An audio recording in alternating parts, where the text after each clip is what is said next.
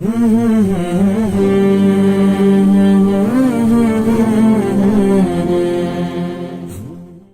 میں سے جو روزگار کما رہے ہیں، روزگار کمانے کی 4 ذریعے ہیں عام طور پر: بزنس کرنے والے، ملازمت کرنے والے، پھر ملازمت چاہے پرائیویٹ چاہے گورنمنٹ کے اداروں کے ملازم، اور نمبر 3 پر مزدوری کرنے والے، اور نمبر 4 پر انڈسٹری، چیز بنانا اور بیچنا۔ رشتے وول سے رشتے بناوا پا چکنا، سچ وول سے چوٹ کرنا پا چکنا، قالین والا قالین بناتا ہے پھر بیچتا ہے، شال والے شال بناتے ہیں پھر بیچتے ہیں۔ یا انڈسٹری آپ کا ذریعہ معاش ہوگا، یا مزدوری ہوگی، یا ملازمت ہوگی، یا بزنس ہوگی۔ چاروں چپٹروں کے متعلق اللہ کے نبی نے ڈیٹیل سے تعلیمات بیان فرمائی۔ ہمارا اسلام صرف مسجد کے لیے ہی نہیں ہے۔ کیا فرمایا اللہ کے نبی علیہ السلام نے؟ فرمایا سچائی امانت دار کے ساتھ بزنس کرنے والا قیامت کے دن نبیوں کے ساتھ ہوگا۔ ایک حدیث، التاجر الصدوق الامین مع النبیین والصدیقین والشہداء۔ ہمارا اسلام یہ کہتا ہے دکاندار بزنس کرتے کرتے ولی بن سکتا ہے، اور درجہ اس کا صالحین سے بھی اوپر ہوگا۔ کیا فرمایا حضور نے؟ التاجر الصدوق، بخاری میں حدیث ہے، التاجر الصدوق الامین مع النبیین والصدیقین والشہداء۔ صالحین نہیں کہا کہ صالحین سے اوپر درجہ ہے اس کا، بزنس کرتے کرتے۔ التجار یبعثون یوم القیامۃ نارا، جہنم، یہ تاجر سارے جہنم میں جائیں گے الا من بر واتقى، مگر جو بچ گیا۔ لہذا بزنس کرنے والے اچھی طرح سے سمجھیں، ایکسپائر مال نہیں بیچنا، ملاوٹی مال مت بیچنا، غلط ریٹ مت لگانا، کسٹمر کی ناواقفیت کا فائدہ اٹھا کر کے زیادہ ریٹ مت لگانا، یہ ظلم ہے۔ یہ 3-4 چیزیں، جب جھوٹی قسمیں کھا کر کے مال مت بیچنا۔ تجھے پتا کوئی کیا کیا قسم چھ کیا جناب اللہ چائے دری میں دری اکو نچو تم سنی مارو شیت، تو جھوٹی قسمیں کھا کر کے مال مت بیچنا، ردی مال اصلی کے نام پر مت بیچنا، ملاوٹ کر کے مال مت بیچنا۔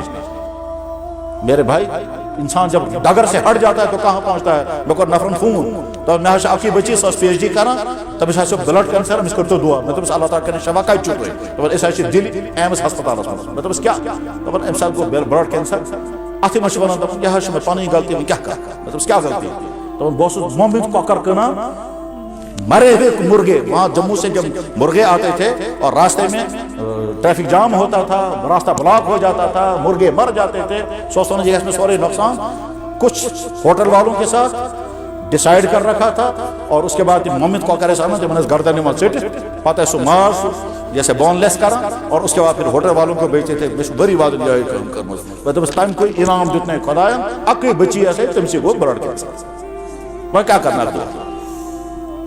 تمام بزنس مین کسٹمر کو دھوکہ مت دو، کسٹمر کو غلط ریٹ مت لگاؤ، ملاوٹی مال مت بیچو، خراب مال مت بیچو۔ کمائی کا تیسرا ذریعہ مزدوری، جتنے ٹائم کا آپ نے وقت ہے پورا کام کرنا ضروری ہے۔ مالک کو حقوق نشاسن بھی ہے جزیر چوا، اور جو لوگ ملازمت کر رہے ہیں ملازمت کے لیے کہ دو غلطیوں سے اپنے آپ کو بچاؤ، نمبر 1 رشوت، نمبر 2 کام چوری۔ اگر میری ڈیوٹی کا وقت ہے مجھے کچھ نہیں کرنا ہے میرے بھائی، اسلام یہ کہتا ہے کہ اگر آپ کسی جگہ ڈیوٹی دے رہے ہیں آپ جمعے کی نماز پڑھنے کے لیے تب جائیں گے جب جمعے کی نماز کا وقت آ چکا ہوگا، آپ 4 سنت پڑھیں، فرض پڑھ کے فوراً واپس جائیں کیونکہ آپ ڈیوٹی دے رہے ہیں۔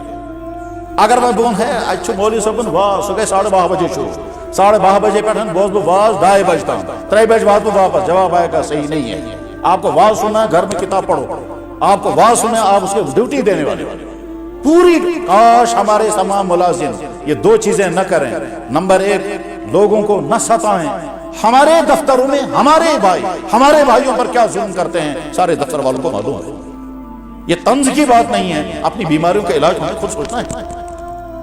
اللہ نے جب روزگار دیا اس روزگار کو ظلم کا ذریعہ مت بنائیں۔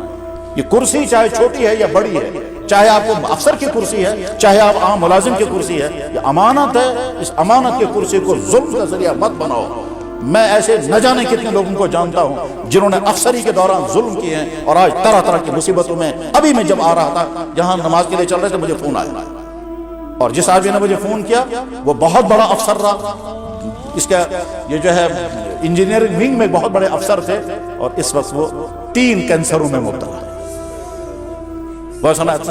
جمعہ پار نے ادکر سے دعا شبیر افسری کے زام میں لوگوں پر ظلم مت کرو، ملازمت کے زام میں لوگوں پر ظلم مت کرو، ملازمت۔ اور اسی طرح سے انڈسٹری کا مطلب کیا ہوتا ہے؟ چیز تیار کرنا پھر بیچنا، مجھے ایک بہت بڑے ماہر جو بر صغیر میں زعفران کا سب سے بڑا ماہر مسلمان ہے، وہ کیرالہ کا، وہ مجھے ملا یہاں سری نگر میں، کہنے لگا جی آپ کو نہیں معلوم ہوگا، وہ انگریزی بولتا ہے، اردو تھوڑی تھوڑی، کہنے لگا میں ایکسپرٹ ہوں زعفران کا، میں نے ڈگری کی ہے کیمبرج میں، تو میں یہاں دنیا میں سب سے بہترین زعفران کشمیر کا ہے، مگر کیا کریں یہ کشمیری دھوکہ دیتے ہیں۔ میں نے کہا کیا؟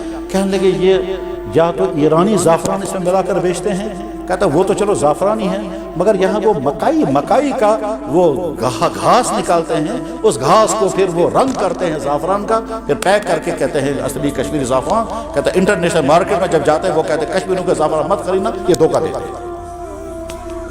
تو میں نے کہا مجھے کیا کرنا ہے؟ کہنے لگا آپ لوگوں کو کہو یہ بیان سننے کے لیے وہ آیا وہاں سری نگر میں، آج کل کیرالہ میں ہے، میرے پاس نمبر موجود ہے میرے پاس اس کا، مسلمان اور بہت بڑا ماہر ہے، جہاں کہیں پلوامہ میں اس نے کوئی وہ بھی بنایا ہے، وہ کہہ رہا تھا وہاں آپ جا کر دیکھ لینا کیا ہے۔ بہرحال میرے بھائیو، جو انڈسٹری چیز بنا کر جو بیچنے والے ہیں، صاف چیز بنا کے بیچو، رشت بنانے والے جو رشت کرنا اندر اوٹ بڑے مازو رشت، یہاں سے کوئی اصلی لگتی مازو کٹ مازو کر سکتے، دھوکہ دے کر کے مازو، اسلام یہی سکھاتا ہے۔